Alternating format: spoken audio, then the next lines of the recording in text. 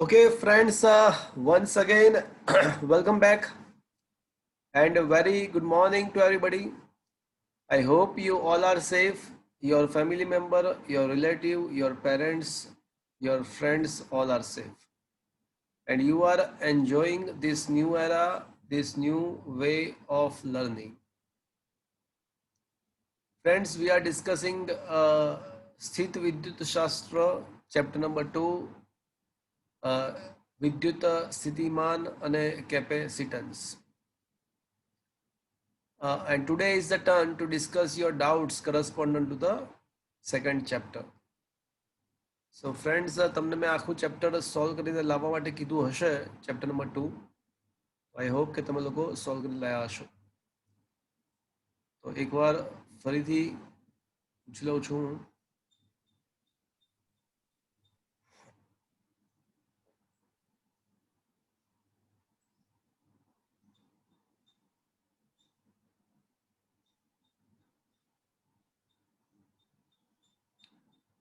ચલો બોલો 1 to 100 માં કઈ પૂછવું છે કોઈને? 1 થી 100 ની અંદર 88. Question number 88. Okay.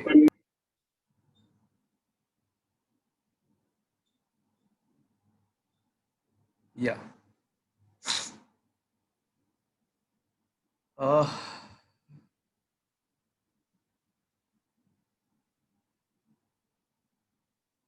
Question number 88.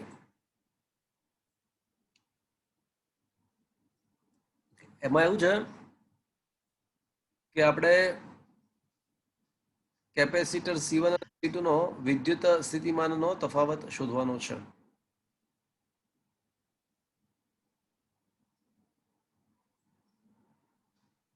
Okay. આની અંદર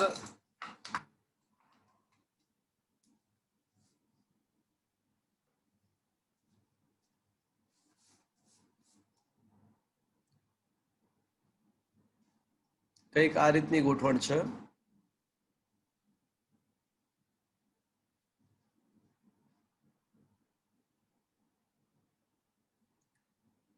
E1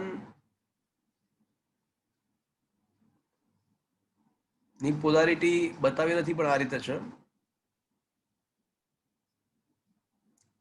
આ C1 કેપેસિટર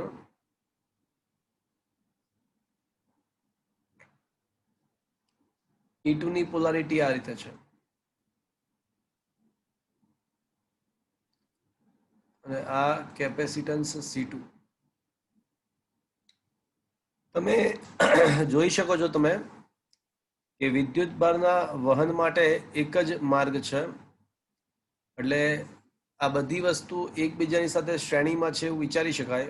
અર્થાત હું એવું કહેવા માંગુ છું કે કેપેસિટર C1 અને કેપેસિટર C2 પરનો વિદ્યુત ભાર તો સમાન જ આવશે કારણ કે એક જ માર્ગ છે, લાઈક શ્રેણી જોડાણ. તો દરેક કેપેસિટર પરનો વિદ્યુત ભાર ધારો કે Q છે. આમાં છે ને રકમમાં E1 ગ્રેટર ધેન E2 આપ્યું છે એટલે E1 ના સાપેક્ષે વિચારીશું આપણે E2 ના બદલે. તો E1 ના ધન સાથે જે પ્લેટ જોડાઈ હોય કેપેસિટરની એ ધન બનશે અને ઋણ ધ્રુવ સાથે જે પ્લેટ જોડાઈ હશે ઋણ બનશે. E1 ની અસર વધારે છે એવું રકમમાં આપણને આપ્યું છે. એટલે કેપેસિટર ઉપરની પ્લેટને ધન કીધી અને કેપેસિટર C2 ની ઉપરની પ્લેટને ઋણ કીધી કારણ કે E1 ની સાપેક્ષે વિચારવાનું. હવે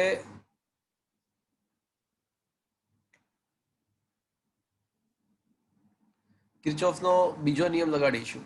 સમગ્ર બંધ માર્ગ પર કિર્ચોફનો બીજો નિયમ લગાડીશું. તો મિત્રો અહીંથી શરૂઆત કરીએ છીએ આપણે A થી. A B C D.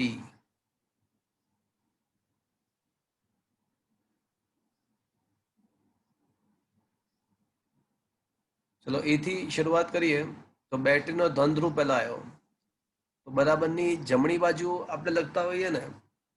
ચલો જમણી બાજુ જ લખીએ ના ડાબી બાજુ લખીએ. ધન ધ્રુવ પહેલા તો બરાબરની જમણી બાજુ લખતા હોય તો ધન, પણ ડાબી બાજુ લખીએ તો -E1.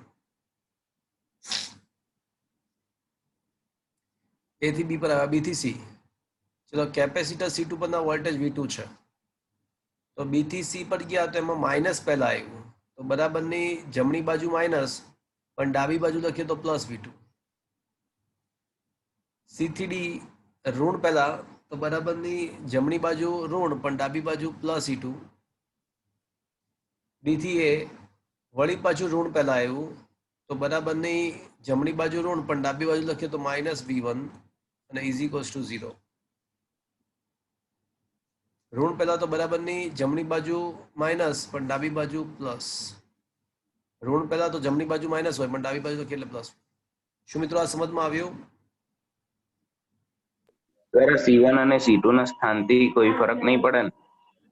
હા, C1 C2 ના સ્થાનથી કોઈ ફરક નહીં પડે, વાત સાચી છે.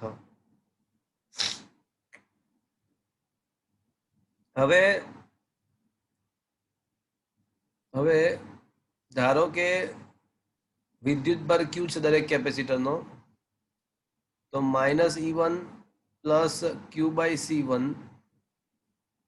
Plus E2 plus Q by C2, V બરાબર Q બાય C કેપેસિટર માટે ઇઝ ઇક્વલ ટુ 0. તો છે ને Q common 1/C1 minus 1/C1 plus 1/C2 is equals to, can I say, E1 minus E2. Q common 1/C1 plus 1/C2 is equals to E1 minus E2. લખાશે આવું મિત્રો?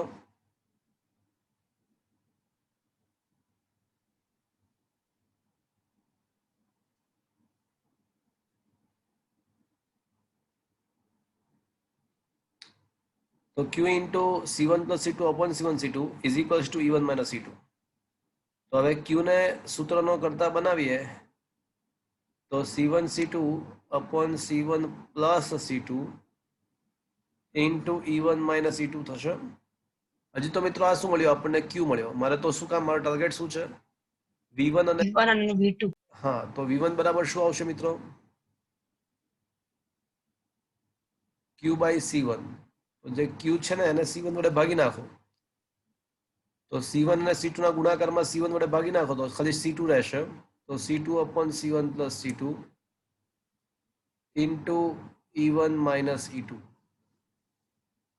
અને V2 બરાબર Q by C2, તો C2 વડે ભાગી નાખીએ તો C1 રહેશે અંશમાં, તો C1 upon C1 plus C2 into E1 into E1 minus E2. Is that clear, friends? સમજમાં આવ્યો? અઝીમ? હા સર. ચલો પછી question number up to 189th question.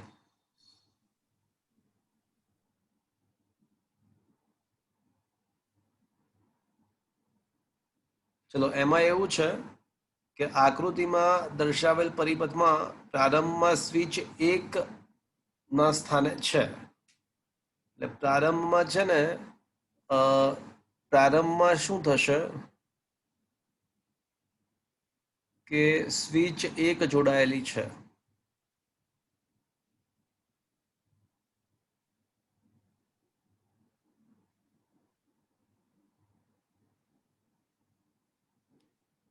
એટલે પ્રારંભમાં કેપેસિટર C1 V0 વોલ્ટથી ચાર્જ થશે અને પછી શું થશે? પછી સ્વિચ 2 પર જશે. એટલે એનો મતલબ શું થયો કે પછી ચાર્જ થયેલું કેપેસિટર C1, ચાર્જ થયેલું કેપેસિટન્સ C1 કે જેના વોલ્ટેજ V0 સ્ટાર્ટિંગમાં થઈ ગયા છે. શું કામ? કારણ કે ચાર્જ થઈ ગયું છે.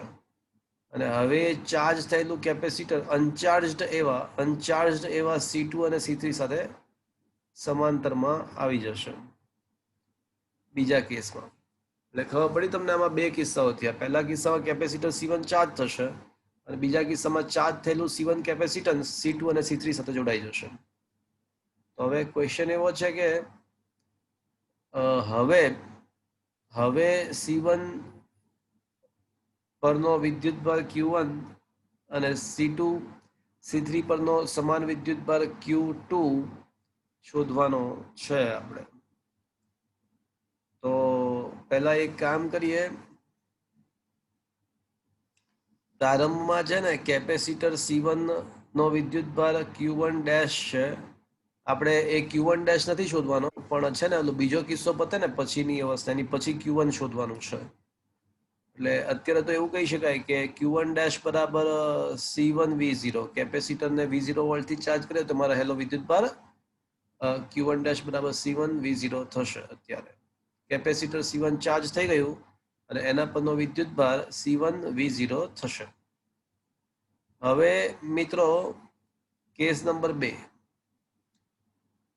કેપેસિટર C1 પરનો વિદ્યુતભાર Q1 ડેશ છે અને એ યાદ કરો આવી સંજોગોમાં સમાંતર જોડાણમાં કોઈ ચાર્જડ કેપેસિટરને અનચાર્જડ બીજા કેપેસિટર સાથે આ રીતે જોડાણ કરીએ તો તેમના પોટેન્શિયલ, તેમનું સામાન્ય વિદ્યુત સ્થિતિમાન યાદ આવે છે મિત્રો તમને? C1V1 plus C2V2 upon C1 plus C2 યાદ આવે છે આવું કઈ? તો અહીંયા આગળ છે ને C2 તરીકે શું છે તો કે ભાઈ C2 ના બદલે C2 ડેશ કહીશું આપણે, જ્યાં C2 ડેશ બરાબર C2 C3 upon C2 plus C3. એટલે મેં શું કર્યું ખબર પડી તમને? આ બંનેને એક સિંગલ કેપેસિટર ધાર્યું. C2 C3 ના શ્રેણી જોડાણને એક સિંગલ કેપેસિટર C2 ડેશ ધાર્યું. તો હવે એવું કહી શકાય કે બંને C1 બરાબર C1 અને C2 ડેશ બંને સમાંતરમાં આવ્યા તો તેનું સામાન્ય વિદ્યુત સ્થિતિમાન C1V1 plus C2V2 upon C1 plus C2, પણ C2 ના બદલે C2 ડેશ લખ્યું છે. C1 તરીકે C1 પણ V1 તરીકે V0 આવશે. અને પ્રારંભમાં ઓલું C2 ડેશ તો અનચાર્જડ છે. પ્રારંભમાં એના વોલ્ટેજ 0 હોય અને છેદમાં C1 પ્લસ C2 ડેશ ના બદલે C2 C3 upon C2 plus C3.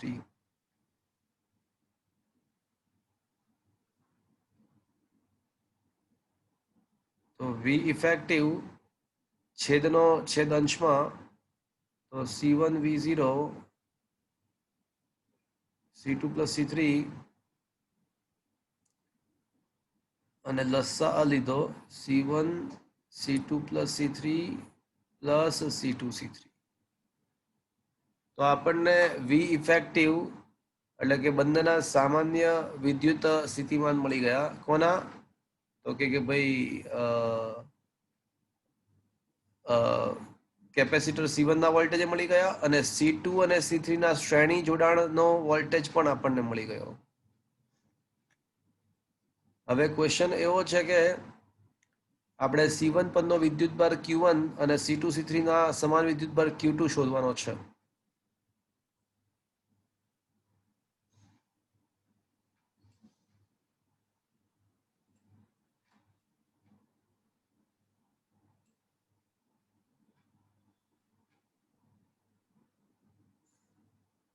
Okay,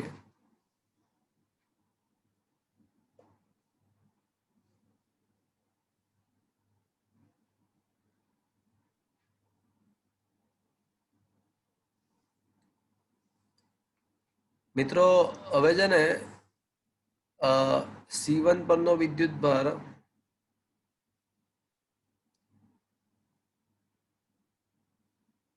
એને આપણે Q1 કહીએ તો Q1 is equals two C1 V effective. આપણને V ઇફેક્ટિવ મળી ગયા ને હવે. તો C1 ઇન્ટુ V ઇફેક્ટિવ કરો તો V ઇફેક્ટિવ ને C1 વડે ગુણો તો C1 square V0 C2 plus C3 upon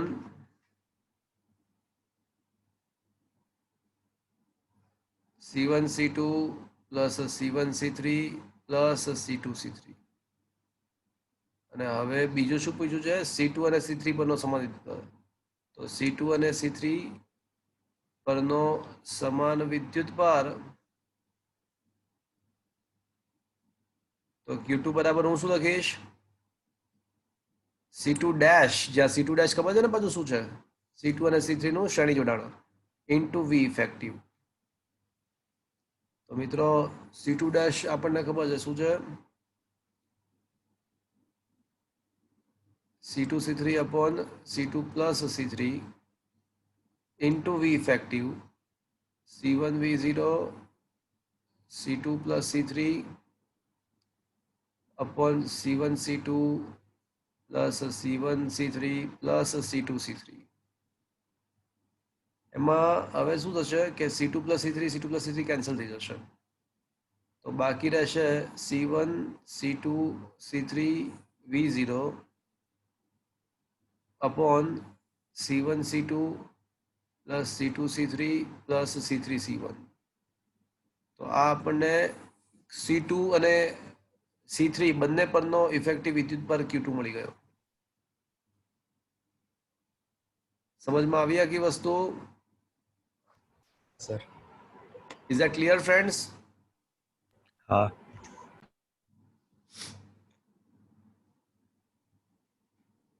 Okay, up to 100. 95. Question number 95.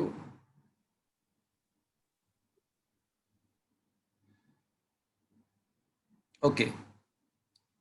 Dielectric માધ્યમ વાળા સમાંતર પ્લેટ કેપેસિટરને વિદ્યુત ભારિત કરેલી છે અને બેટરીથી અલગ કરેલું છે. ઓલરેડી જો પહેલી વાત, ડાઇલેક્ટ્રિક માધ્યમ હાજર છે જ અને હવે બેટરી દૂર કરી નાખેલી છે. તો મિત્રો બેટરી દૂર કરી નાખીએ તો શું અચળ રહેશે અને શું બદલાશે? વિદ્યુત ભાર વોલ્ટેજ અચળ. અચળ રહેશે. બેટરી દૂર થઈ ગઈ એટલે વિદ્યુત ભારની આપલે થવાની બંધ થઈ ગઈ, એટલે વિદ્યુત ભાર અચળ રહેશે. પણ આપણને ખબર છે કે એના વોલ્ટેજ બદલાય. ચલો માધ્યમ દાખલ કરીએ બેટરી દૂર કરીને તો વોલ્ટેજ કેટલા થાય? માધ્યમ જો દાખલ કર્યું હોત તો વોલ્ટેજ કેટલા થતા? પહેલા વોલ્ટેજ સપોઝ કે V0 છે અને હવે માધ્યમ દાખલ કરીએ તો વોલ્ટેજ શું થાય? V0 by K. V0 by K થાય. વાત સાચી. માધ્યમ દાખલ કરીએ તો વોલ્ટેજ K માં ભાગનો થાય. હા કે ના? બેટરી દૂર કરી અને માધ્યમ દાખલ કરીએ તો વોલ્ટેજ K માં ભાગનો થાય. તો હવે અહીંયા આગળ ઓલરેડી માધ્યમ છે અને આપણે માધ્યમ દૂર કરી રહ્યા છીએ, તો વોલ્ટેજ શું થશે? K ગણા. ગણો થશે. તો એવો કયો ઓપ્શન છે કે વોલ્ટેજ વધીને K ગણો થાય ને પછી અચળ થઈ જાય? જો તો જેમ જેમ માધ્યમ દાખલ બહાર કાઢીએ તેમ તેમ વોલ્ટેજ વધતો જાય, છેલ્લે K ગણો થઈ જાય અને આખું માધ્યમ નીકળી જાય પછી પાછો અચળ થઈ જશે વોલ્ટેજ. તો એવો કયો ઓપ્શન છે કે જેમાં વોલ્ટેજ વધીને અચળ થઈ જાય છે? Option B. ઓપ્શન બી જ માત્ર શક્યતા છે. આમાં તો વોલ્ટેજ જો વધતો જાય એવી વાત લખે છે, તો એવું ના થાય. ઓપ્શન એમાં તો અચાનકથી માધ્યમ સંપૂર્ણ બહાર નીકળે ત્યારે અચાનકથી વોલ્ટેજ વધે, એવું નહીં. ધીમે જેમ જેમ માધ્યમ બહાર નીકળતું જાય તેમ તેમ વોલ્ટેજ વધતો જાય. આ કેન્સલ. આમાં તો વધતું જાય એવું લાગે તો આ પણ કેન્સલ. આમાં તો અચળ રહે એવું લાગે તો એ પણ કેન્સલ. વધીને અચળ રહેતો હોય એવો ઓપ્શન એક જ છે. Is it clear? હા સર. ચલો પછી બોલો અપ ટુ 100.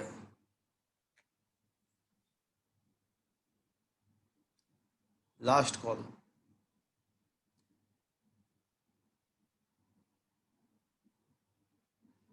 ચલો 100 થી 110 માં 103.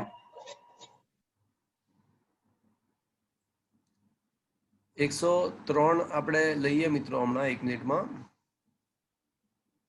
પણ એ પહેલા એક 66માં ક્વેશ્ચન કોઈએ પૂછ્યો છે, તો let me discuss the question number 66.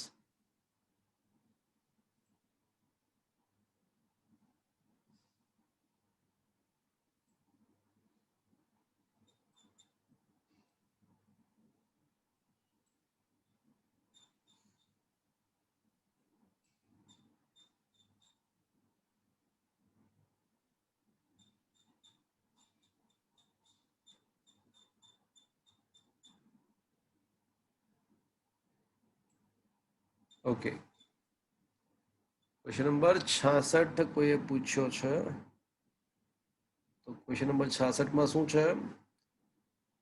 હા, તો ક્વેશ્ચન નંબર 66 ની અંદર એવું થશે કે વચ્ચેના જે 3 કેપેસિટર છે ને, કક્ષ છે ત્યાં આગળ? આની વાત કરો છો? તો આ વચ્ચેના 3 કેપેસિટર કેવા જોડાણમાં આવશે મિત્રો? સમાંતરમાં. હા, યાદ કરો તો અવરોધના બધા કિસ્સાઓ શીખવાડ્યા હતા ને, એના પરથી તમને યાદ આવી જાય કે આ વચ્ચેના 3 કેપેસિટર સમાંતરમાં આવશે. પેલું એબીસીડી શોર્ટ સર્કિટેડ વાળા બિંદુઓનું અરેન્જમેન્ટ કરશો ને એટલે ખ્યાલ આવશે. વચ્ચેના 3 કેપેસિટરો સમાંતરમાં આવી જશે એટલે 10, 5 અને 9, 10, 5 અને 9 સમાંતરમાં આવશે. આ 12 માઇક્રોફેરેડે અને આ 8 માઇક્રોફેરેડે. અને ક્વેશ્ચન એવો છે કે એ અને બી વચ્ચેનું સમતુલ્ય કેપેસિટન્સ તો શોધતા આવડશે તમને. 10, 5 અને 9 નું સમાંતર કરો એટલે એડિશન કરવાનું 24 અને 24 ની હારે 8 અને 12 પાછા શ્રેણીમાં એટલે 1/24 પ્લસ 1/8 પ્લસ 1/12 કરીને સાદુરૂપ આપો એટલે સમતુલ્ય કેપેસિટન્સ તો મળી જશે. પણ તમને બીજું શું પૂછ્યું છે કે સમતુલ્ય કેપેસિટન્સ અને વિદ્યુત ભાર પણ શોધવાનો છે.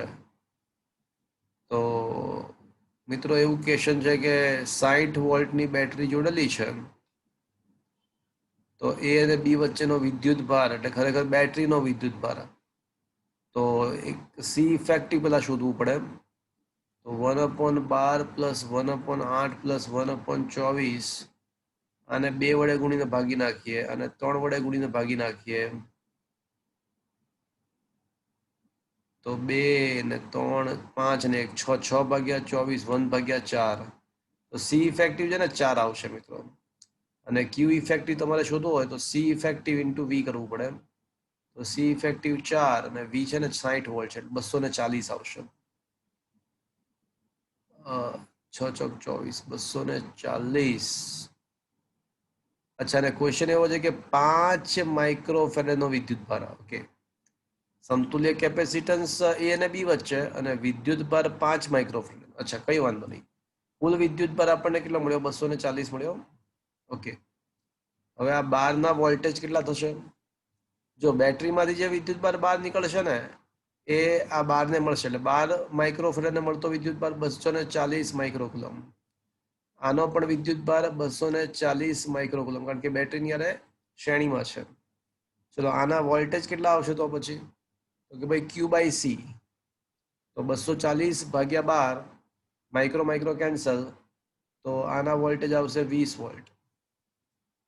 આનો ઇફેક્ટિવ કેપેસિટન્સ છે આનું 24 છે. ઇફેક્ટિવ કેપેસિટન્સ 24 છે.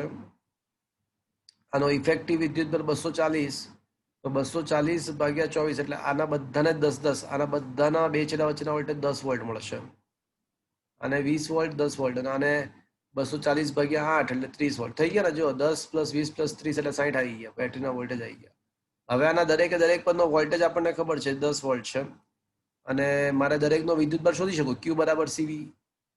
તો વોલ્ટેજ 10 કેપેસિટન્સ 10 તો સીવી 10 × 10 એટલે આનો 100 માઇક્રોફેરેડે આવશે. 100 માઇક્રોકુલમ આવશે. આનું 50 5 × 10 50 માઇક્રોકુલમ આવશે અને આનું 90 માઇક્રોકુલમ આવશે. બધાનો વિદ્યુત ભાર પણ મળી ગયો. તો આ રીતે બધા જ કેપેસિટરના વોલ્ટેજ પણ મળી શકે, બધા જ કેપેસિટરના આપણને વિદ્યુત ભાર પણ મળી શકે આ રીતે. એટલે સૌથી પહેલા તો તંત્રનો કુલ વિદ્યુત ભાર શોધી કાઢવાનો. બેટરીની હારે જેટલા શ્રેણીમાં હોય ને બધાને બેટરીમાંથી જેટલો વિદ્યુત ભાર બહાર નીકળે એટલો બધો મળી જાય. પછી વોલ્ટેજ શોધી કાઢવાના બધાના અને પછી ક્યુ બાય એટલે વોલ્ટેજ પરથી જો બીજા કોઈ બ્રાન્ચના વિદ્યુત ભાર શોધવાનો હોય તો મળી શકે. સમજ્યા કક્ષ? આમ તો લાસ્ટ ટાઈમ કરાવ્યો હતો આ ક્વેશ્ચન. કક્ષ ખ્યાલ આવ્યો? હા સર, એ જવાબ ખબર નહીં આવતો નથી. સમજમાં આવ્યો? હા સર, હા. ઓકે, ક્વેશ્ચન નંબર 100 ને શું કીધું? 103. 103. ઓકે, એક સમાંતર પ્લેટ કેપેસિટરની ઋણ પ્લેટને x બરાબર 0 પર અને ધન પ્લેટને x બરાબર 3D પર રાખેલ છે અને એની વચ્ચે ડી જાડાઈનું એક સ્લેબ રાખવામાં આવે છે.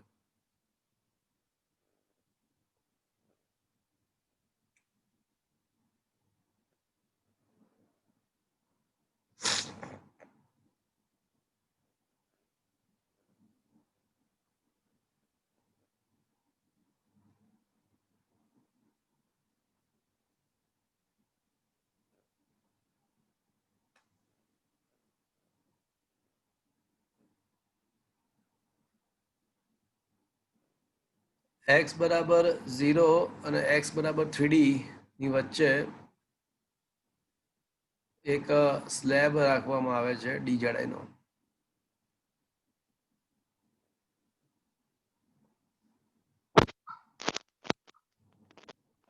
ઋણ પ્લેટ x બરાબર 0 પર છે અને અહીંયા આપ્યું છે રકમમાં કે આ પ્લેટ ઋણ છે.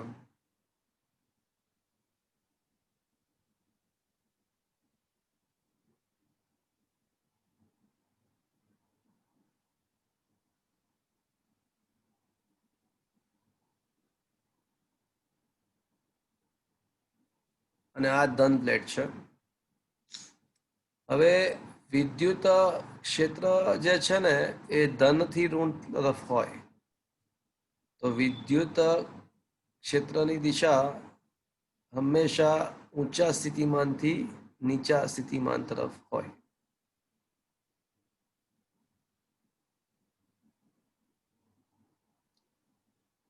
હવે મિત્રો જ્યાં આગળ શૂન્ય અવકાશ હોય ત્યાં વિદ્યુત ક્ષેત્ર E0 અચળ હોય અને માધ્યમમાં વિદ્યુત ક્ષેત્ર E0/k હોય. ચલો હવે ઓપ્શન્સ કયા કયા છે, શું કહેવા માંગે છે? પ્રારંભમાં આપણે છે ને એવું કહે છે કે આપણે આપણી ગતિ છે ને રકમમાં આપ્યું છે કે આપણે ક્યાંથી ક્યાં જવાનું, તો 0 થી 3D પર જવાનું છે. આપણે x બરાબર 0 થી x બરાબર 3D તરફ જવાનું છે. એટલે આપણે 0 થી 3D પર જઈ રહ્યા છીએ. આમ આપણે આ દિશામાં મૂવ થઈ રહ્યા છીએ. એટલે આ લો પોટેન્શિયલ છે અને આ હાઈ પોટેન્શિયલ છે. તો આપણે 0 થી 3D પર જઈએ તો પ્રારંભમાં વિદ્યુત સ્થિતિમાન વધે, પછી ઘટે અને પછી પાછું વધે. શું આ સાચું છે? ના, વિદ્યુત સ્થિતિમાન તો વધતું જ જશે.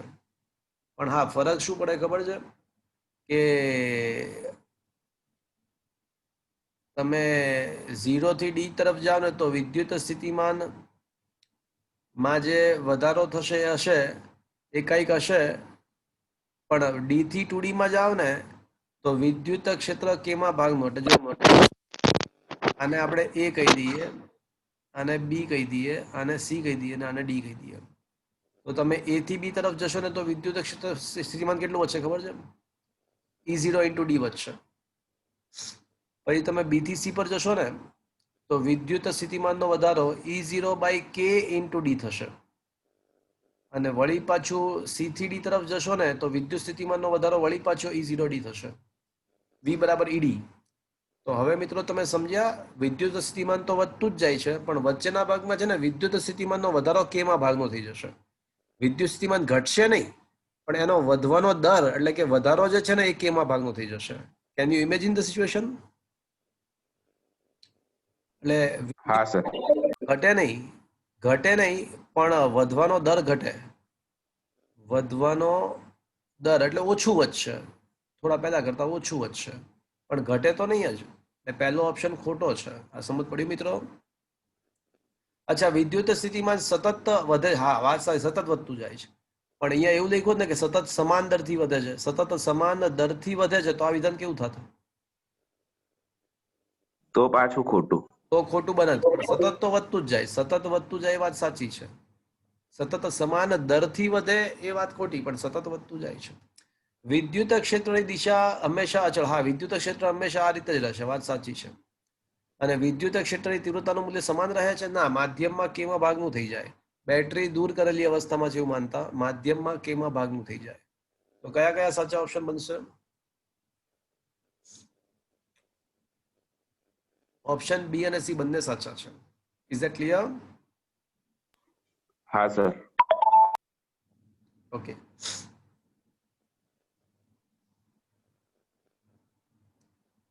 ચલો, સિવાય 102. 102. સમાંતર પ્લેટ કેપેસિટરની બે પ્લેટ વચ્ચેનું અંતર D અને પ્લેટોના ક્ષેત્રફળ A તથા તેમના પરનો વિદ્યુતભાર Q છે. તો બે પ્લેટો વચ્ચે એપ્સિલોન પરમિટિવિટી વાળું માધ્યમ ભરેલું છે, તો બંને પ્લેટ વચ્ચેનું આકર્ષણ બળ, એકબીજા વચ્ચે જે આકર્ષણ બળ લાગે એ કેટલું હશે? તો શું મેં તમને મિત્રો બે પ્લેટો વચ્ચેના બળનું સૂત્ર સાબિત કરેલું આપેલું છે? હે મિત્રો, કરાવેલું છે? કહો તો મને, કેપેસિટરની બે પ્લેટો વચ્ચે લગભગ કરાયું છે. એક દાખલામાં આવે છે મારા ખ્યાલથી. હાફ ક્યુઈ. વચ્ચે લાગતું હાફ ક્યુઈ તો છે ને ઉર્જાનું સૂત્ર છે, બળનું સૂત્ર નથી. કદાચ મને યાદ નથી, પણ half CV square by d, શું આવું કઈ કીધેલું છે? હા હા કરાયું છે. બે પ્લેટો વચ્ચે એકબીજા વડે લાગતું બળ half CV square by d કરાવેલું છે, હા કે ના? હા સર. આમાં છે ને મારે, જો તમે ધ્યાનથી ક્વેશ્ચન વાંચશો ને તો આપણે વિદ્યુત ભારના સ્વરૂપમાં લાવવાનું છે. આપણને વોલ્ટેજ નથી આપ્યો અને કેપેસિટન્સ પણ નથી રાખવું, વિદ્યુત ભારના સ્વરૂપમાં બધું લાવવું છે. તો પછી આપણે આને ક્યુ સ્ક્વેર બાય 2cd પણ લખી શકીએ. ઓકે, હાફ સીવી સ્ક્વેરના બદલે Q square by 2c by D તો છે જ. હવે હજી સી પણ નથી રાખવો, કારણ કે ક્વેશ્ચનમાં દેખવાથી ખબર પડે છે કે સી પણ નથી રાખવો. તો સી ના બદલે શું લખી શકીશું મિત્રો? બોલો. Epsilon naught A by d. Epsilon naught A by d into d. આવું કેમ કરવાનું એ ખબર પડી? ક્વેશ્ચનની જરૂરિયાત પરથી આપણે એ રીતે સૂત્ર બનાવ્યું. જે ક્વેશ્ચનની જરૂરિયાત છે એ પ્રમાણે સૂત્ર બનાવ્યું. તો હવે સ્પષ્ટ છે કે એફ ચલે છે ક્યુ સ્ક્વેર થશે અને એફ એ ડી થી સ્વતંત્ર છે. એફ એ ડી થી સ્વતંત્ર પણ છે. ડી થી સ્વતંત્ર. તો એફ ચલે છે ક્યુ સ્ક્વેર પણ સાચું અને એફ ચલે છે 1/a પણ સાચું. તમે જોઈ શકો છો કે 1/a પણ છે ને ડી પર આધારિત નથી. Is that clear? અને ખરેખર તો અહીંયા આગળ માધ્યમની પરમિટિવિટી આવશે, કારણ કે માધ્યમ છે હાજર, એટલે એપ્સિલોન નોટ ના બદલે એપ્સિલોન આવશે. સમજ્યા મિત્રો? હા ચલો, કુંજ ખ્યાલ આવ્યો? હા સર.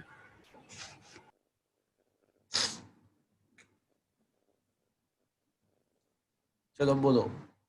હવે પૂછવા છે કોઈ ક્વેશ્ચન? એઆઈ ટ્રિપલ માં ચોથો. ચલો, એઆઈ ટ્રિપલ માં ફોર્થ ક્વેશ્ચન.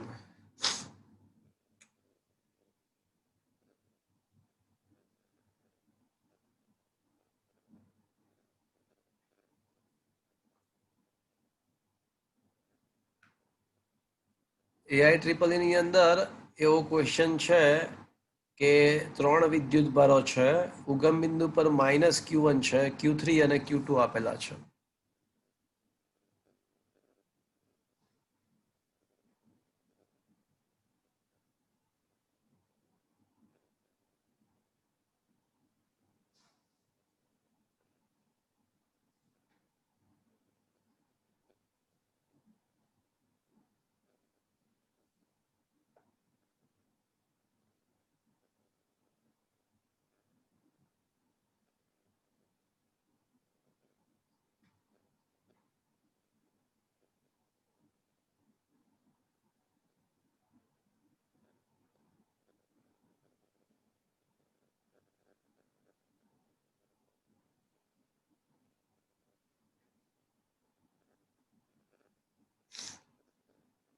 ચલો, તો રકમ એવી છે કે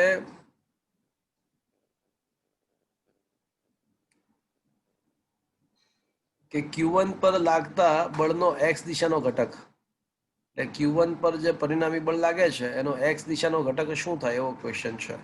ચલો પહેલા મને એમ કહો કે Q1 પર કેટલા બળ લાગશે?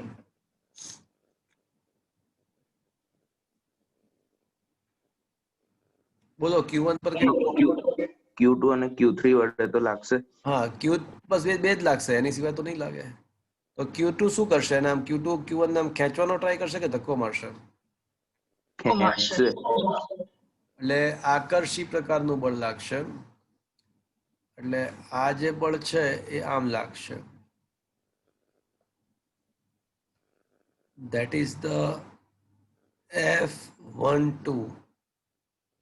અચ્છા, હવે આ Q3 જે Q1 ને કઈ તરફ બળ લગાડશે? બંને સજાતીય છે, તો Q3 વડે એ કઈ ધક્કો મારશે. અપાકર્ષણની દિશામાં. શું આ દિશામાં બળ લાગશે એવું કહી શકાય મિત્રો? હા કે ના? Is it okay? Yes or no? Yes sir. હવે આ છે ને એફ, મારો તો મેઇન ટાર્ગેટ એક્સ દિશાનું પરિણામી બળ શોધવું છે. તો હું શું કરીશ કે એક્સ દિશાનું પરિણામી બળ શોધવા માટે ઘટકો પાડીશું કોના? F13 ના. અહીંયા થીટા હોય તો અહીંયા પણ થીટા થવાનો જ છે, અહીંયા થીટા હોય તો અહીંયા પણ થીટા થાય જ. અને F13 ના બે ઘટકો પાડી દઈએ, જેની સાથે ખૂણો બને છે એ ઘટક કેવો ઘટક બનશે મિત્રો? કોસ ઘટક. કોસ ઘટક. એટલે F13 નો આ દિશાનો ઘટક શું આવશે? F13 cos theta. અને F13 નો આ દિશાનો ઘટક શું આવશે? F13 sin theta. So this will be a F13 cos theta and this will be F13 sin theta. તો બસ મિત્રો, x દિશાનું પરિણામી બળ શું થયું હવે? તો હવે આ Q1 પર લાગતું x દિશાનું ઇફેક્ટિવ બળ કેટલું? તો F12 આખે આખું અને F13 નો ખાલી sin થીટા નો ઘટક. હવે F12 નું મૂલ્ય કેટલું હશે? માત્ર મૂલ્ય, આ બધા દિશા તો ઓટોમેટિકલી સેટ થઈ જ ગઈ છે. F12 નું મૂલ્ય કેટલું? તો કે Q1 Q2 માત્ર મૂલ્ય છે ભાઈ. ઋણ નિશાનીને કારણે આકર્ષણ અપકર્ષણ તો ઓલરેડી થઈ જ ગયું છે. હવે આ બધું માત્ર મૂલ્ય દર્શાવે છે, એટલે -Q1 લખવાનું નહીં. કે Q1 Q2 upon b square. અને F13 નું મૂલ્ય કેટલું? તો કે Q1 Q3 upon a square into sin theta. તો F in the direction of x is equals to k Q1 common લઈ લઈએ તો Q2 by b square plus Q3 by a square into sin theta લખી શકાય. તો F in the x direction ચલે છે શું આવશે? કોના સમપ્રમાણમાં? તો Q2 by b square plus Q3 by a square sin theta ના સમપ્રમાણમાં થશે. શું આ સમજમાં આવ્યું મિત્રો? હા sir. Is that clear? Understood? હા સર. ચલો બોલો. AI triple. સર, હા બોલો. આમાં F13 ની દિશા ખબર ના પડી. તમે ત્યાં થીટા છે તો ત્યાં ઉપર જ આપણે cos થીટા અને sin થીટા ના લઈ લેવાય? શું કહો તમે? ક્યાં? ઉપર જ્યાં એમને -Q3 બતાડેલો છે ત્યાં થીટા બને છે, તો એક ઘટક cos ઘટક ને એક ઘટક sin ઘટક એમ ના નહીં, લેવાય? પહેલા મારી વાત સાંભળ. કોના ઉપર લાગતું મને કહેતો? કોના પર Q1 પર. અચ્છા, તો Q1 પર લાગતું બળ શોધવું છે. તો Q3 છે ને, Q1 ને કઈ તરફ બળ લગાડશે? અપાકર્ષણ કરશે. હા સર, ખબર પડી. બરાબર છે. પહેલા તો એ નક્કી કર કે કોના પર લાગતું બળ શોધવાનું છે, એટલે ખ્યાલ આવશે ને. ખબર પડ્યું? હા સર. ઓકે, ચલો બોલો. AI ટ્રિપલ એક વાર. 7મો. હા, કયો? 7th. 7th question. ઓકે. સંપૂર્ણ ચાર્જ કરેલા C કેપેસિટન્સ વાળા કેપેસિટરને M દળ અને S વિશિષ્ટ ઉષ્મા ધરાવતા ઉષ્મીય અવાહકનો મતલબ એ બ્લોકમાંથી ઉષ્માનો વિનિમય બહાર તરફ નહીં થઈ શકે. અવાહક બ્લોક છે એટલે શું થશે કે ઉષ્મા ઉર્જા કઈ ઉત્પન્ન થાય તો એ અંદર ને અંદર જ રહેશે, બહાર નહીં જઈ શકે. નાની અવરોધ કોઇલ વડે ડિસ્ચાર્જ કરવામાં આવે છે. હવે ચાર્જ થયેલો કેપેસિટર અવરોધ કોઇલ વડે તમે ડિસ્ચાર્જ કરો એટલે શું થાય કે કેપેસિટરમાં સંગ્રહિત જે વિદ્યુત ઉર્જા હોય, કારણ કે કેપેસિટર ચાર્જ કરેલો છે એટલે સ્ટાર્ટિંગમાં કેપેસિટર પાસે ઓલરેડી વિદ્યુત ઉર્જા છે હાફ CV સ્ક્વેર જેટલી, પણ એ તમે અવરોધને વડે ડિસ્ચાર્જ કરો એટલે વિદ્યુત ઉર્જાનું શેમાં રૂપાંતર થઈ જશે? અવરોધને કારણે ઉષ્મા ઉર્જામાં રૂપાંતર થઈ જશે. પણ એ ઉષ્મા ઉર્જા બહાર નહીં જઈ શકે કારણ કે અવાહક છે. તો એ ઉષ્મા ઉર્જા કોને મળશે? તો કે ભાઈ એ બ્લોકને જ મળશે, બહાર તો નથી જઈ શકતી. તો બ્લોકનું તાપમાન શું થશે? તો પછી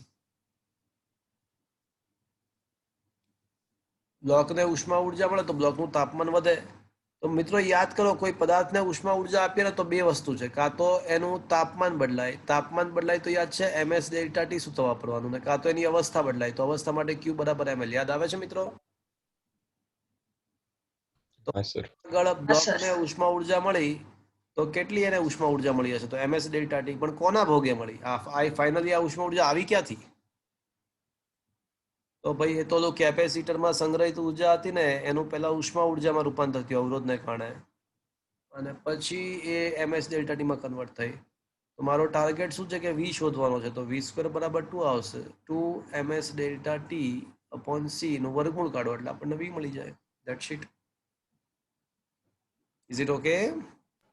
હા સર. ચલો બોલો. AI લાસ્ટ બોલો. 23. 23મો ક્વેશ્ચન. ઓકે,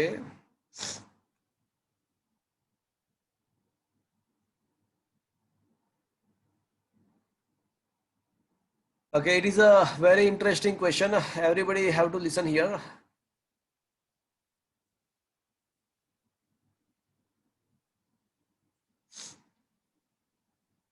સમાન વિદ્યુત ભાર ધરાવતા બે સમાન ગોળાઓને આધાર બિંદુથી સરખી લંબાઈની દોરી વડે લટકાવેલા છે.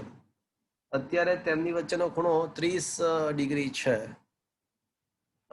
એટલે શું છે કે અત્યારે એવું છે કે બંને ગોળાઓ જે છે ને એના વચ્ચેનો જે ખૂણો છે એ 30 ડિગ્રી છે, અને એવું છે કે ગોળાઓ અત્યારે સંતુલનમાં છે. So the situation is like this.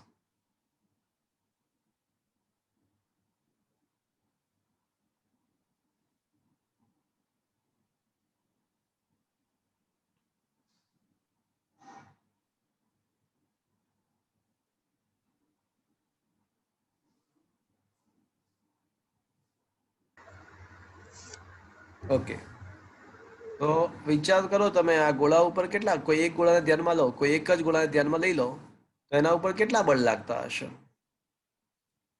તો પોતાનું વજન લાગે, દોરીનું તણાવ બળ લાગે, અને વિદ્યુત ભારિત ગોળાઓ છે તો એકબીજા વચ્ચે સમાન વિદ્યુત ભારિત છે તો અપાકર્ષી બળ લાગે, વિદ્યુતકીય બળ. તો 3 બળ લાગશે: વજન, તણાવ બળ અને અપાકર્ષીય વિદ્યુતકીય બળ. પણ છે તો ગોળો સંતુલનમાં. તો મિત્રો સંતુલન છે, અને માની લઈએ કે આ ખૂણો જે છે ને એ થીટા છે. માની લો કે આ ખૂણો થીટા છે, તો અહીંયા પણ થીટા થશે મિત્રો. તો તણાવના બે ઘટક પાડી શકાય: ટી કોસ થીટા અને ટી સાઇન થીટા. તો મિત્રો હવે સંતુલન છે તો મારે શું લખવું જોઈએ મિત્રો? ટી કોસ થીટા બરાબર માં જી, ટી કોસ થીટા બરાબર માં જી, અને ટી સાઇન થીટા બરાબર શું આવશે? Electrical force. તો મિત્રો હવે છે ને તમે એઝ અ શોર્ટકટ આ ટાઈપના સિચ્યુએશનમાં આ યાદ રાખી શકો. આમ તો એકવાર વાત કરેલી પણ છે મિત્રો થિયરી સમજા, એટલે એકાદ દાખલામાં, કે આ એઝ અ શોર્ટકટ યાદ રાખી શકો કે tan theta is equals two વિદ્યુત બળ ભાગ્યા વજન બળ. ટેન થીટા બરાબર વિદ્યુત બળ ભાગ્યા વજન બળ, જ્યાં થીટા એટલે શું? તો બે દોરીઓ વચ્ચેનો જે ખૂણો છે ને એનાથી અડધો ખૂણો. બે દોરીઓ વચ્ચે જે ખૂણો છે એના કરતા અડધો ખૂણો, આવું યાદ રાખી શકો. હવે શું કરવામાં આવે છે કે ભાઈ આ સમગ્ર તંત્રને હવે 0.8 ગ્રામ પ્રતિ સેન્ટીમીટર ક્યુબ ઘનતાવાળા પ્રવાહીમાં ડૂબાડવામાં આવે છે. આ સમગ્ર તંત્રને પ્રવાહીમાં ડૂબાડવામાં આવે છે, અને તો પણ ખૂણો તો એનો એ જ રહે છે. એટલે આ કેસ 1 હતો, હવાની, જ્યારે ગોળાઓ હવામાં હતા ત્યારની વાત છે. હવે ગોળાઓને પાણીમાં દાખલ કરીએ તો વળી પાછું કેસ નંબર 2, આ ગોળાઓને પ્રવાહીમાં ડૂબાડીએ. પણ ફોર્ચ્યુનેટલી શું થયું? ફોર્ચ્યુનેટલી બેનિફિટ એ થયો કે લેફ્ટ હેન્ડ સાઈડ તો ટેન થીટાની ટેન થીટા જ રહેશે, પણ વિદ્યુત બળ પણ બદલાઈ જશે અને અસરકારક વજન બળ પણ બદલાઈ જશે. શું કામ? હા, સંતુલન તો પાછું પ્રાપ્ત થાય જ છે. એટલે વળી પાછું શોર્ટકટ તો એનો જ કે ભાઈ tan θ વિદ્યુત બળ ભાગ્યા વજન બળ. પણ આપણને ખબર છે કે માધ્યમની હાજરીમાં વિદ્યુત બળ પણ બદલાય અને માધ્યમની હાજરીમાં વજન પણ બદલાશે. શું કામ? કારણ કે ઉત્પ્લાવક બળ લાગવાને કારણે અસરકારક વજન ઘટી જશે. તો હવે સમીકરણ નંબર 1, સમીકરણ નંબર 2, ફોર્ચ્યુનેટલી બંનેમાં થીટા સેમ જ છે, તો બંને સમીકરણની ડાબી બાજુ સમાન, તો જમણી બાજુને સરખાવી દઈએ. તો વિદ્યુત બળ ભાગ્યા વજન બળ, અને અહીંયા આવશે વિદ્યુત બળ 9 ભાગ્યા 9 વજન. તો મિત્રો હવે મને કહો કે નવું વિદ્યુત બળ શું આવશે? તો કે ભાઈ માધ્યમમાં વિદ્યુત બળ કેમાં ભાગનું થઈ જાય, અને નવું વજન કેટલું આવશે? તો માજી માઇનસ માં 0g, ઇફ યુ રિમેમ્બર. યાદ છે? ઉત્પ્લાવક બળને કારણે ઘટાડો થાય વજનનો, તો માજી માઇનસ માં 0g થાય. શું આ સમજમાં આવ્યું મિત્રો? અહીંયા સુધી પહોંચ્યા? Yes sir. બોલો. તો શું? Yes sir. હા, તો હવે શું થશે મિત્રો કે માજી માઇનસ માં 0g ઇઝ ઇક્વલ્સ ટુ માજી બાય કે. આવું થશે મિત્રો. તો વી રો જી માઇનસ વી રો 0g, જ્યાં રો એટલે પદાર્થની ઘનતા અને રો 0 એટલે પ્રવાહીની ઘનતા, is equals to V rho G ભાગ્યા કે. થશે આવું મિત્રો?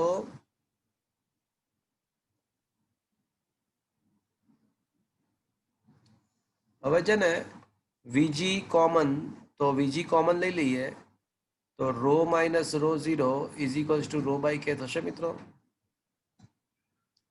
તો આ સૂત્ર હવે એઝ અ શોર્ટકટ યાદ રાખજો મિત્રો. જો કોઈ બે ગોળાઓ ને આપણે હવામાંથી પ્રવાહીમાં લઈ જઈએ અને જો એંગલ ના બદલાતો હોય તો એ માધ્યમનો ડાઇલેક્ટ્રિક અચળાંકનું આ સૂત્ર થયું, rho upon rho minus rho 0. શું મિત્રો આ સમજમાં આવ્યું?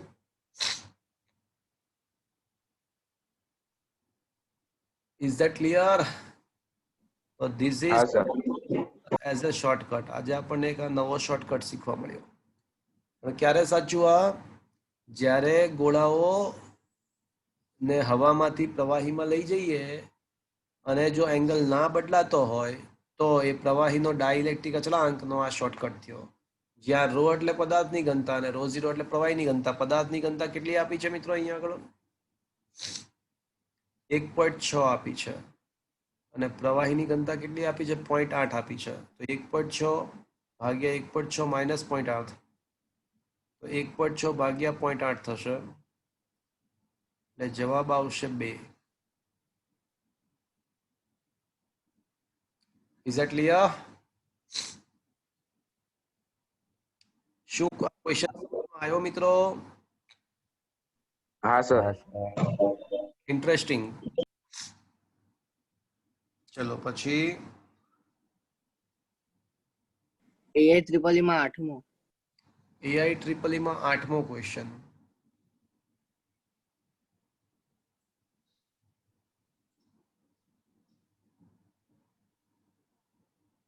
ઓકે, તો 8મો ક્વેશ્ચન તમને હવે આવડી જશે. જો હવે તમને આવડી જશે.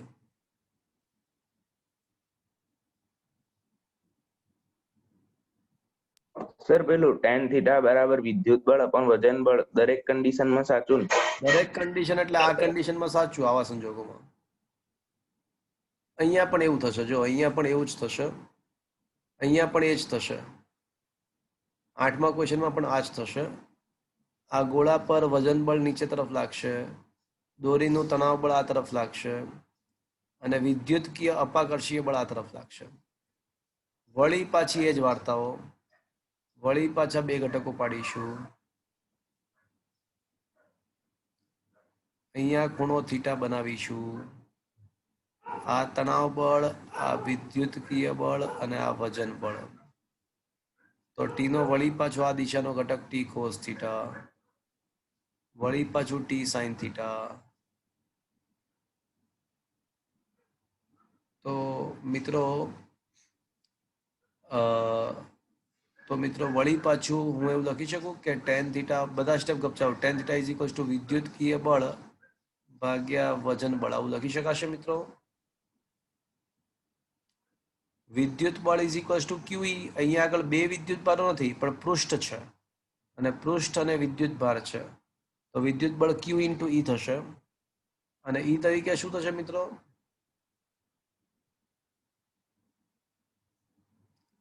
અનંત વિસ્તારના પૃષ્ઠની પૃષ્ઠ ઘનતા સિગ્મા હોય તો વિદ્યુત ક્ષેત્ર કેટલું થાય એનું? અલા કઈક તો બોલો. અનંત વિસ્તારના પૃષ્ઠનું વિદ્યુત ક્ષેત્ર યાદ છે ને મિત્રો?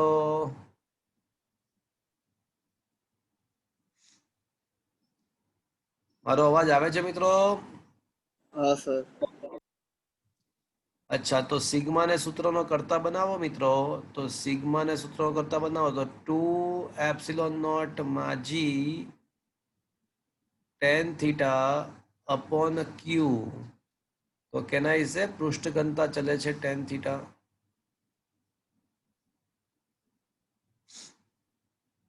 आया बात समझ में? હા સર. અને એક્ઝેક્ટલી તમને થીટા કે કઈ પૂછ્યું હોય ને તો આમાં ઘણીવાર એવું બની પણ શકે કે કેટલો ખૂણો છે એવું પૂછાઈ પણ શકે કિંમતો આપીને, કે આ કેટલા ખૂણે સંતુલન સ્થપાશે એવું પણ પૂછાઈ શકે. તો આ રીતે સૂત્ર વાપરી અને જવાબ લાવી શકો તમે. Is it clear?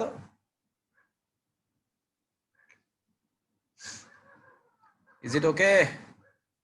હા સર. બોલો AI લાસ્ટ કોલમ.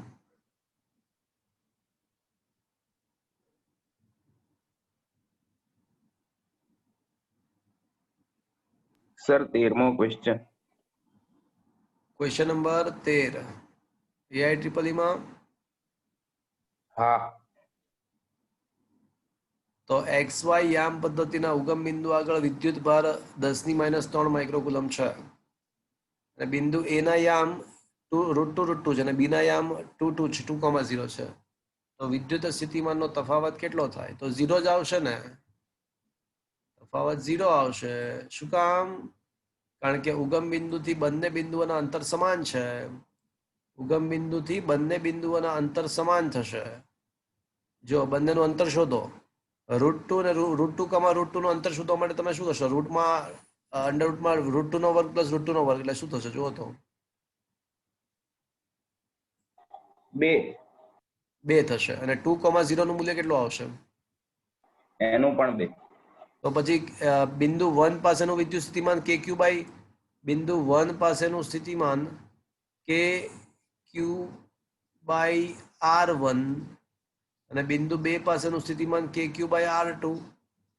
Q તરીકે ઉગમ બિંદુ પર રહેલો વિદ્યુત ભાર આપણો. તો R1 અને R2 તો સમાન જ છે, તો V1 અને V2 પણ સમાન થશે. તો તફાવત કેટલો આવશે? 0. સમજ્યા ને? હા સર. ચલો બોલો. AI ની અંદર હવે કોઈ પૂછવું છે? ક્વેશ્ચન નંબર બોલો. ઘણા બધા સારા ક્વેશ્ચન છે પૂછવા લાયક. જો મિત્રો તમારે JEE નીટમાં માર્ક્સ લાવવો હોય ને તો તમારે 8 કલાક તમારે આપવી જ પડે દરેક સબ્જેક્ટમાં દર વીકમાં, તો તમે નીટ JEE ક્રેક કરી શકો. આ નીટ અને JEE ક્રેક કરવું એ તમારા હાથની વાત છે. ડિટર્મિનેશન રાખી દઢ મનોબળ સાથે 8 કલાક કમ્પલસરીલી ફાળવવા પડે જ. અને MCQ એમાં JEE નીટના લેવલના કરવા જોઈએ. મેં તમને અહીંયા આગળ અસાઇનમેન્ટ આપેલું છે. આ ઉપરાંત તમે નેટ પરથી જૂના પેપરો અથવા કોઈ બજારમાંથી JEE ની જૂની બુકો તમે પરચેસ કરી શકો. એમાં જૂના વર્ષના પેપર હોય. મેં તમને નીટની બુક આપી હશે આઈ થિંક, એ પણ તમે સોલ્વ કરી શકો. એ કરવું જોઈએ તમે. છઠ્ઠો ક્વેશ્ચન. ક્વેશ્ચન નંબર AI માં છઠ્ઠો ક્વેશ્ચન.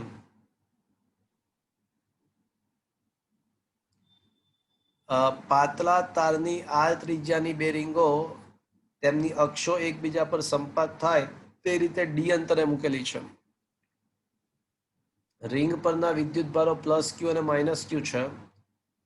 તો બંને રીંગોના કેન્દ્ર પાસે સ્થિતિમાનનો તફાવત. તો અહીંયા આગળ એવું રકમમાં આપ્યું છે મિત્રો કે 2 રીંગો છે અને આ બંને રીંગો પરના વિદ્યુતભારો અનુક્રમે +q અને -q છે.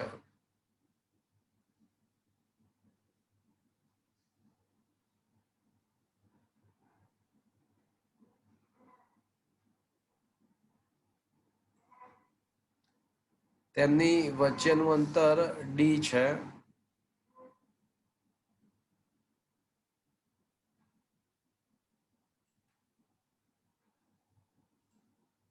તો મિત્રો સૌથી પહેલા રિંગ 1 ના કેન્દ્ર પર સ્થિતિમાન શોધીએ. તો રિંગ 1 પર કોણ કોણ સ્થિતિમાન પેદા કરશે? તો એક તો રિંગ 1 પોતે કેટલું સ્થિતિમાન પેદા કરે? તો kq/r જેટલું, કારણ કે સમગ્ર રિંગ પર જેટલો q વિદ્યુતભાર છે ને બધો જ ત્રિજ્યા જેટલા અંતરે હોય, બધો જ ત્રિજ્યા જેટલા અંતરે હોય, એટલે kq/ અંતર તરીકે kq/r.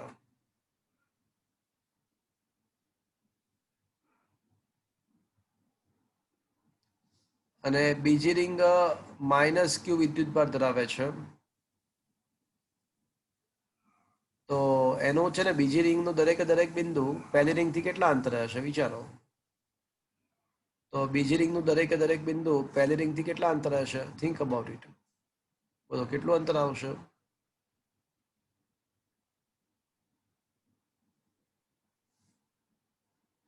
આ ડી છે, આ આર છે. √r² + d².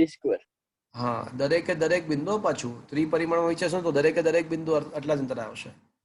તો બીજી રિંગ વડે ઉદ્ભવતું સ્થિતિમાન કેટલું હશે? તો k - q અપોન અંતર d² + r².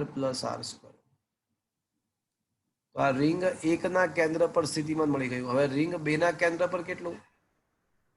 તો રિંગ 2 ના કેન્દ્ર પર પોતાને કારણે કેટલું? તો -kq/r પોતાને કારણે, રિંગ 2 ની પોતાને કારણે. અને રિંગ 1 થી એ અંતર કેટલું હશે? તો રિંગ 1 થી જે અંતર છે ને એ અંતર વળી પાછું એ જ શંકુની તિર્યક ઊંચાઈ જેવી વાત.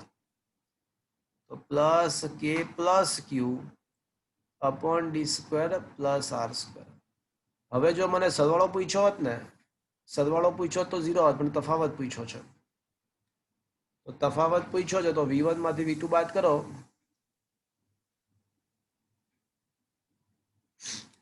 તો kq/r - +k એટલે 2 ટાઈમ્સ kq/r અને -2 times kq upon √d² + r². એટલે 2kq common, 1/r -1/√d² + r². ઘણી વાર એવું પણ પૂછે કે કોઈ 5 કુલમ વિદ્યુતભારને 1 થી 2 પર લઈ જવા માટે કેટલું કાર્ય કરવું પડે? જો કાર્ય પૂછ્યું હોય તો એ જે વિદ્યુતભારને તમે લઈ ગયા છો એ વિદ્યુતભાર ઇન્ટુ v1 - v2 થાય. એટલે એને v1 - v2 ને એક વિદ્યુતભાર વડે ગુણી નાખો એટલે કાર્ય મળી જાય, જો કાર્ય પૂછ્યું હોય તો. સમજમાં આવ્યો મિત્રો? Is that clear? Yes sir. ખ્યાલ આવ્યો ઝીમ? હા સર. અને કાર્ય પૂછ્યું હોય ને કોઈ વિદ્યુતભારને 1 થી 2 સ્થાને લઈ જવા માટે કેટલું કાર્ય કરવું પડે? તો q into v1 - v2, v1 - v2 ને q વડે ગુણી નાખો એટલે કાર્ય મળી જાય. એવું પણ ઘણી વાર પૂછતા હોય છે. ચલો આમાં બંને રિંગ, જો સપોઝ કે બંને રિંગ પ્લસ વિદ્યુત +q ધરાવતી હોય તો શું આન્સર આવે? 0. 0. તો 0 આવે. તો 0 તફાવત 0 થઈ જાત. સમજ્યા આખી વસ્તુ? તો 0 આન્સર આવી જાત. જો બંને સજગ બંને રિંગ સમાન વિદ્યુતભાર ધરાવતી હોત તો જવાબ 0 આવત. ચલો આની સિવાય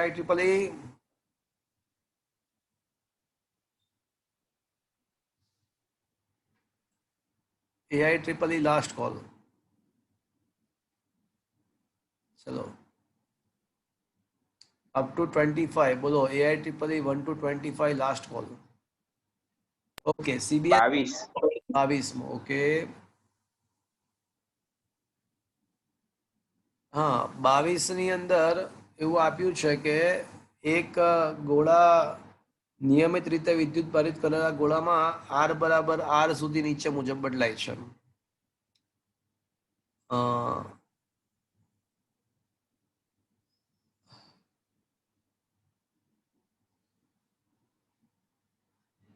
તો ક્વેશ્ચન એવો છે કે વિદ્યુત ક્ષેત્રનું શું થાય? ઓકે,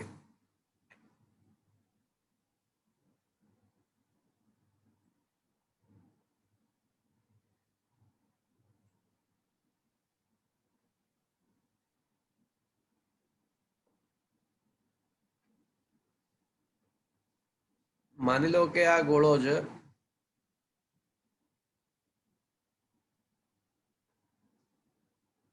અને આની અંદર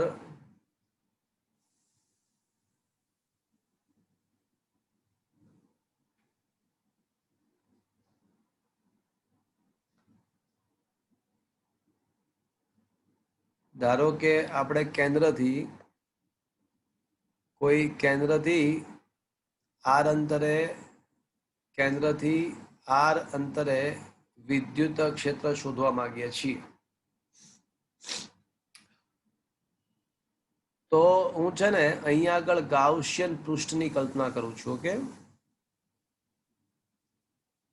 આટલા અહીંયા આગળ ગાઉસિયન પૃષ્ઠની કલ્પના કરું છું.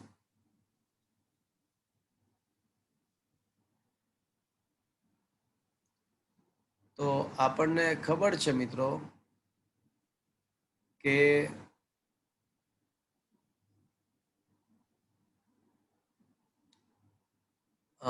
ગાઉસિયનનો નિયમ એવું કહે છે કે સંકલન બંધ વક્ર E dot DA is equals to ઘેરાતો વિદ્યુત ભાર ભાગ્યા પરમિટિવિટી.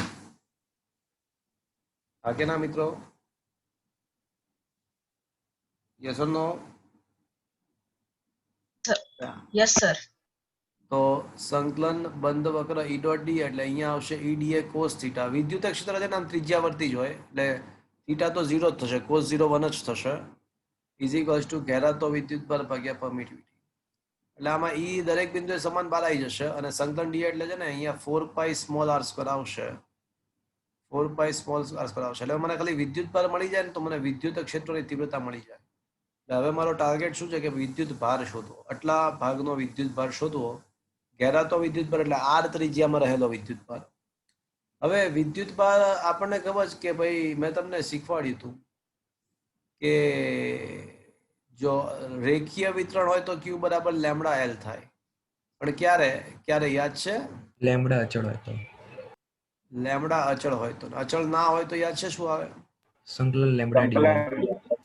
Lambda dx. સિમિલરલી અહીંયા આગળ છે ને કદ વિતરણ છે, વિદ્યુત ભારનું કદ વિતરણ છે.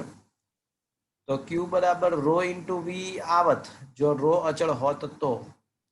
પણ રો અચળ નથી તો મારે શું કરવું પડશે?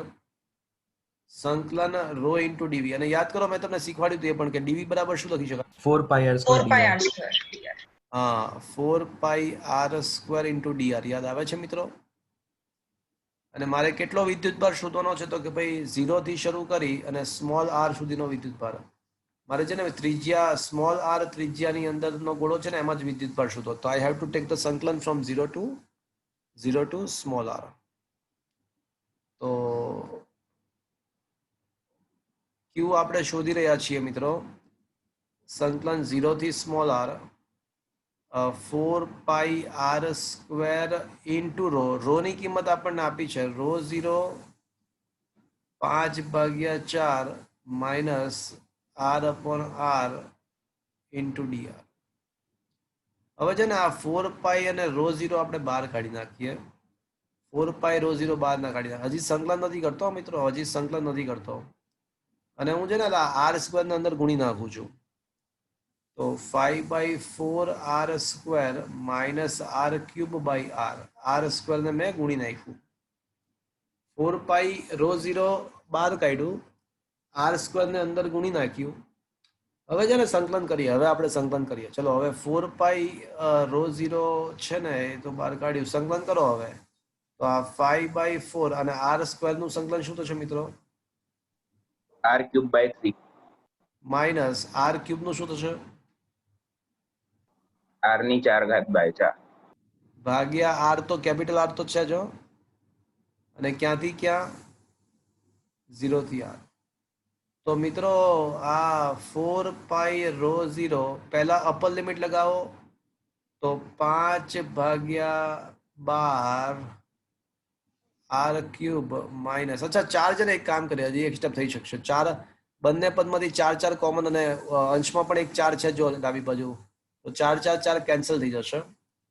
તો પાઈ રો 0 બાકી રહેશે, 4 4 4 કેન્સલ, તો બાકી શું રહેશે 5. અચ્છા બંનેમાંથી છે ને એક કામ કરો, r ની 3 ઘાત પણ કોમન લઈ શકાશે, r ક્યુબ પણ કોમન, તો બાકી શું રહેશે 5/3 બાકી રહેશે, અને અહીંયા રહેશે small r upon capital R બાકી રહેશે. અપર લિમિટ અને લોઅર લિમિટ તો 0 0 છે, તો લગાવવાની જરૂર નથી. લોઅર લિમિટ તો 0 0 જ છે, એટલે લગાવવાની જરૂર નથી. શું મિત્રો આ સમજમાં આવ્યું? જુઓ તો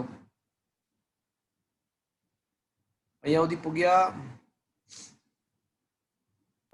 yes or no? Yes sir. હવે આ ક્યુ ની કિંમત ક્યાં મૂકીશું? આપણો મેઇન ટાર્ગેટ તો ઇલેક્ટ્રિક ફિલ્ડ શોધવાનો છે જે તે બિંદુએ. તો E into 4 pi R square, અને ક્યુ ની કિંમત મૂકી દઈએ pi rho 0 R cube 5/3 minus r by r. Pi pi cancel, R square cancel, તો E બરાબર શું આવશે રો 0 ઇન્ટુ r ભાગ્યા 4 5/3 માઇનસ r બાય r. તો આવો કંઈક ઓપ્શન આવશે. તો option d is the correct choice. જો સર એમાં એપ્સિલોન નોટ. હા, એપ્સિલોન નોટ છે ને, આ રહ્યું જો દેખાયું, ક્યુ અપોન એપ્સિલોન નોટ તો હતું જ ને. ઓકે, હા sir. Option d is the right choice. Is it okay? તો કઈ રીતે સોલ્વ કરવાનો ખબર પડી તમને આ ક્વેશ્ચન? આયા બાત સમજ में? હા સર. ચલો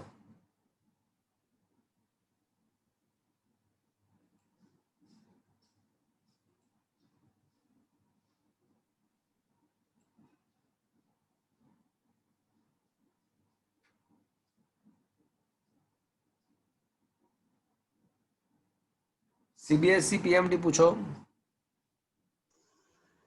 CBSE 40. Question number 14. ओके,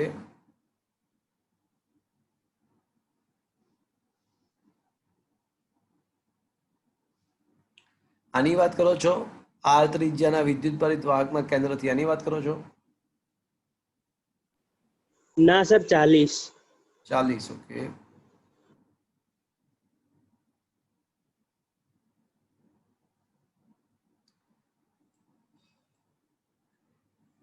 વી ઓકે. તો મિત્રો હવે તમને આવડશે, હવે આવડશે. અત્યાર સુધી ના આવડી શકે પણ હવે આવડશે. બોલો, ઇન્ડક્ટરમાં સંગ્રહિત ઉર્જાનું સ્તર શું છે? FLI². હા, તો શું કહે છે મિત્રો? V1 વોલ્ટના પોટેન્શિયલ ડિફરન્સથી સી કેપેસિટન્સ વાળા કેપેસિટરને ચાર્જ કરવામાં આવે છે, અને ઇન્ડક્ટર સાથે જોડીએ તો પોટેન્શિયલ ડિફરન્સ ઘટીને V2 થઈ જાય છે. તો કેપેસિટરની ઉર્જાનો ઘટાડો ઇઝ ઇક્વલ્સ ટુ ઇન્ડક્ટરને પ્રાપ્ત થતી ઉર્જા. કેપેસિટરની ઉર્જાનો ઘટાડો ઉર્જા સંરક્ષણના નિયમ અનુસાર ઇન્ડક્ટરને પ્રાપ્ત થતી ઉર્જા. તો કેપેસિટરની ઉર્જાનો ઘટાડો શું આવશે? Half CV1² minus V2². Inductor માટે half LI². Is that clear friends?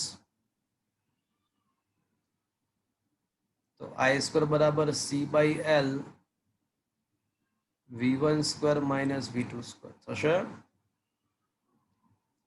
તો I બરાબર C/L V1² માઇનસ V2² ની 1/2 ઘાત. Option A is the right choice. સમજમાં આવ્યું? Yes sir. ચલો બોલો.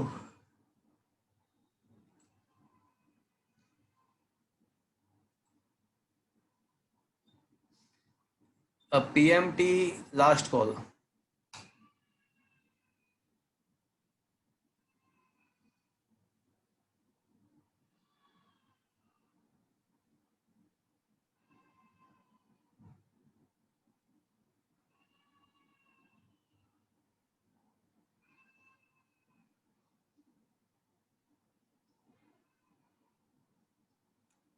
બોલો PMT last call. Sir 38. Question number 38. Okay, આપણને કેમ આ તો આવડે ને, આપણે કરાવ્યા છે, ટેક્સમાં નથી પણ આપણે કરાવ્યા છે આ ટાઈપના ક્વેશ્ચન. એક del v by del x કરીને. હા, del V by del X કરો, del V by del Y કરો, del V by del Z કરો, એટલે EX minus del V by del X એટલે EX મળે, minus del V by del Y એટલે EY મળે. કરશો ને જાતે? અને હા માઇનસ સર, હા. એટલે EZ મળશે. પછી EX I કે પ્લસ EY જે કે પ્લસ EZ કે કરો એટલે વેક્ટર મળી જશે. ચાલશે? હા સર. કરો, 100% આવડશે. Minus del V by del X કરો એટલે EX મળે, minus del V by del Y EY મળે, અને minus del V by del Z કરો એટલે EZ મળે, અને પછી EX I કે પ્લસ EY જે કે પ્લસ EZ કે કરો એટલે આપણો આન્સર આવશે. ચલો પીએમટી લાસ્ટ ટાઈમ. ચલો એમ્સમાં પૂછાયેલા ક્વેશ્ચન પૈકી કઈ પૂછવું છે? 10મો. અચ્છા, એમ્સમાં 10મો ક્વેશ્ચન.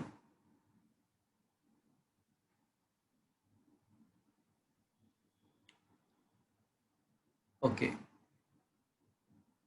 ખરેખર તો છે ને આમાં તમને આવતકાળ પણ પૂછાઈ શકે. એમ્સમાં 10મો ક્વેશ્ચન હું એવું સાબિત કરી આપીશ કે કણ છે ને સરળ આવત ગતિ કરે છે અને એનો આવતકાળ પણ તમને પૂછાઈ શકે. તમને આવર્તકાળ પણ પૂછાઈ શકે. સઆગ સાબિત કરીશ અને આવતકાળ પણ પૂછાઈ શકે. એક સરખા મૂલ્યના 4 બિંદુવત ધન વિદ્યુત ભારો ચોરસ ફ્રેમના ચારેય ખૂણા પર મૂકેલા છે અને ફ્રેમનું સમતલ ઝેડ અક્ષને લંબ રૂપે ગોઠવેલ છે. તમે સમજ્યા મિત્રો? પહેલા કહેવા શું માંગે છે? ચોરસ ફ્રેમ છે મિત્રો,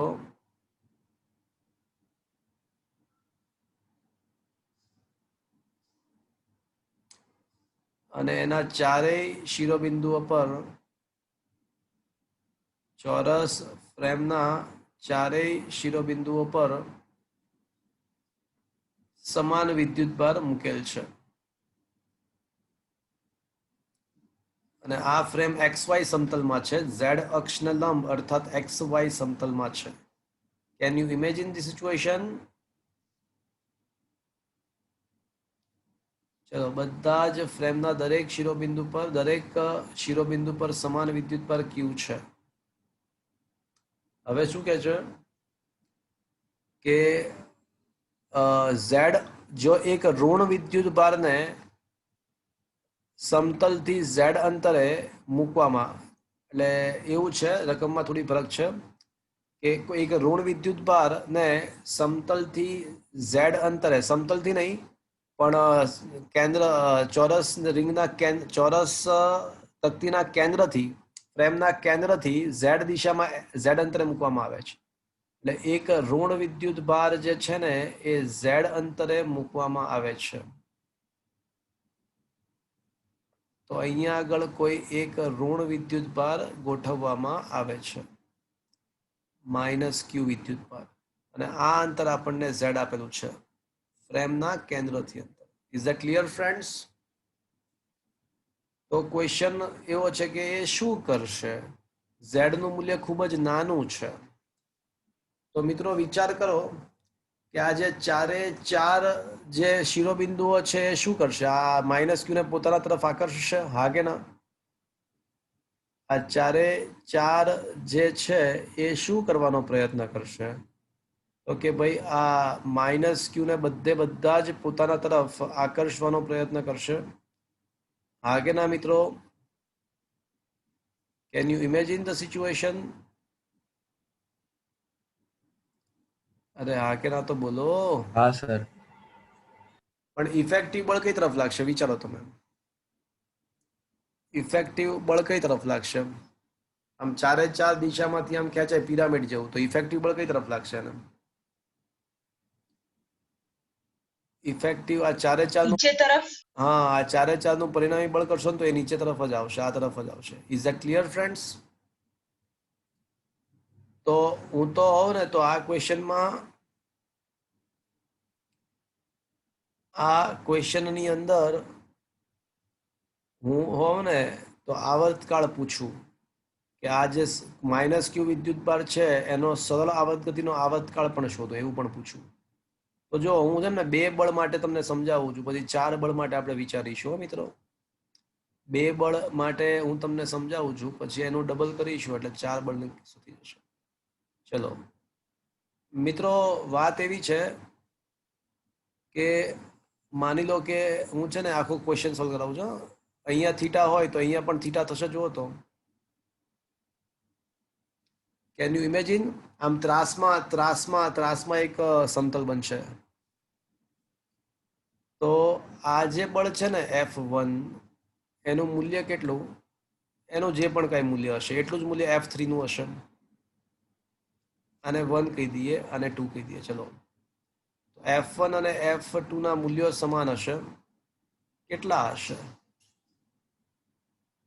તો કે સ્મોલ ક્યુ કેપિટલ ક્યુ અને અપોન અંતરનો વર્ગ. કેટલું હશે અંતર?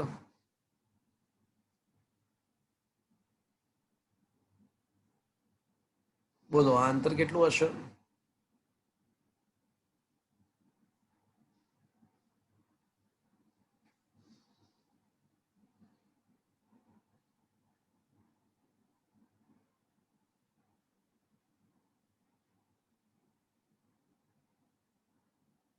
બોલો, કેટલું હશે? L/√2. છે ને ચોરસ ફ્રેમની લંબાઈ આપણને L આપેલી છે. √2L. એટલે આ વિકર્ણની લંબાઈ √2L થાય. એટલે આ જે અંતર છે ને, આવડું આ અંતર, આટલું અંતર અહીંથી આટલું, એ L/√2 થશે. પણ મારો મેઇન ટાર્ગેટ તો આ અંતર શોધવાનો છે. જો મિત્રો, આવડું આ અંતર, આપણો ટાર્ગેટ આ 2 વિદ્યુતભારો વચ્ચેનું અંતર તો આ છે. તો આ Z છે, તો વળી પાછું એક પાયથાગોરસ બનશે. તો Z² પ્લસ L²/2 ની 1/2 ઘાતનો વર્ગ. 1/2 ઘાતનો વર્ગ એટલે આ જ થશે. શું તમને આ સમજમાં આવ્યું મિત્રો? હા સર. વિકર્ણનું અડધું એટલે L/√2, √2L નું અડધું એટલે L/√2, અને પાયથાગોરસ એટલે L/√2 નો વર્ગ પ્લસ Z² નું વર્ગમૂળ, પણ અંતરનો વર્ગ આવે KQ/KQ પણ આસો, એટલે આપણને F1 F2 મળ્યું. હવે મિત્રો, આ જે F1 છે ને એનો કયો ઘટક આપણા કામનો છે? આ F1 છે બરાબર, એનો આ દિશાનો ઘટક F1 cos θ થાય અને આ F1 sin θ. એટલે F1 cos θ નીચે, F1 sin θ સમક્ષિતિ છે. સિમિલરલી આ F2 નો પણ F1 cos θ નીચે અને F1 F2 sin θ સામસામે. એટલે F2 sin θ બંનેના સાઇન ઘટકો સામસામે અહીં નાબૂદ થઈ જશે. તો ઇફેક્ટિવ બળ શું આવશે? કેન આઈ સે 2F ઇફેક્ટિવ 2F cos θ. સાચું તો 2F નહીં લખી નાખું, 4 વખત F cos θ લખી નાખું. ચારેય વિદ્યુતભાર વડે. ચારે વિદ્યુતભારને એક સાથે વિચારીએ. આ સમજમાં આવ્યું મિત્રો? તો ઇફેક્ટિવ બળ 4 વખત F cos θ, બધાના સાઇન ઘટકો સામે સામેથી નાબૂદ થઈ જશે બે ની જોડ પ્રમાણે. F ના બદલે K capital Q small Q upon Z² plus L²/2 નું વર્ગમૂળનો વર્ગ નીકળી ગયો. અને cos θ, તો cos θ ઇઝ ઇક્વલ્સ ટુ પાબા છેદમાં કર્ણ. પાબા Z છે મિત્રો, અને કર્ણ જે છે ને એ રૂટમાં Z² પ્લસ L²/2 છે. એટલે ઇફેક્ટિવ જે બળ છે એ 4 times K small Q capital Q Z upon Z² plus L²/2 નો 3/2 ઘાત મિત્રો. પણ z is much less than l હોવાથી z² ને અવગણી શકીએ આપણે નીચેમાંથી. તો f effective is equals two 4 capital Q small q k upon l²/2 ની 3/2 ઘાત. એટલે l ક્યુબ થશે, z તો સ્ક્વેર કેન્સલ થઈ ગયો અને છેદમાં 2 ની 3/2 ઘાત એટલે 2√2, પણ છેદનો છેદ અંશમાં એટલે 2√2 અંશમાં જશે અને ઇનટુ પાછું z તો છે જ. તો આમ સાબિત થાય છે મિત્રો કે f ઇફેક્ટિવ ચલે છે z, એટલે z ના સમપ્રમાણમાં, સ્થાનાંતરના સમપ્રમાણમાં છે. અને વધારે સચોટ કહું ને તો f ચલે છે -z, કારણ કે આપણે વિદ્યુત ભારને ઉપર લઈ ગયા કેન્દ્રથી, તો બળ એને કઈ તરફ લાગે છે? ધારો કે કેન્દ્રથી ઉપર તરફ લઈ ગયા તો બળ તો એને નીચે તરફ લાગે છે. એટલે સ્થાનાંતરના સમપ્રમાણમાં અને સ્થાનાંતરની વિરુદ્ધ દિશામાં બળ લાગે છે. તો આ સાબિત થાય છે કે સદળ આવર્ત ગતિ કરશે. એટલે આ જે છે ને દોલનો કરશે, અને વધારે કહું તો સચોટ તો કહું તો કેવા દોલનો કરશે? સદળ આવર્ત દોલનો કરશે. અને એનો આવર્તકાળ કેટલો? તો 2π√m/k, જ્યાં k એટલો અચળાંક, k એટલે z નો ગુણાકારમાં જે છે ને એ જ. તો k તરીકે આવશે 4k small q capital Q 2√2 અને ભાગ્યા l³. એટલે આ જવાબ આવશે આવર્તકાળનો. શું મિત્રો આ સમજ પડ્યો આખો ક્વેશ્ચન? હા સર. તો આ લેવલના ક્વેશ્ચન JEE માં હોય, એડવાન્સની અંદર પણ આવી શકે. Is that clear friends? હા. આમાં તો ખાલી તમારે જોઈને આન્સર જ આપવાનો હતો કે કેવું કરશે, તો કોઈ દોલનો કરશે, ખાલી એટલું જ કહેવાય. પણ સારો ક્વેશ્ચન હતો.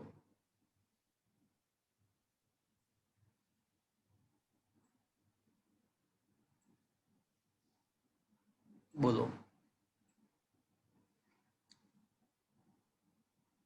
તો મિત્રો હજી એકવાર ચાન્સ આપું છું. આ ચેપ્ટરમાં કંઈ પણ ડાઉટ હોય તો એ નેક્સ્ટ ટાઈમ તમે પૂછજો. અને ઉપરાંત ચેપ્ટર નંબર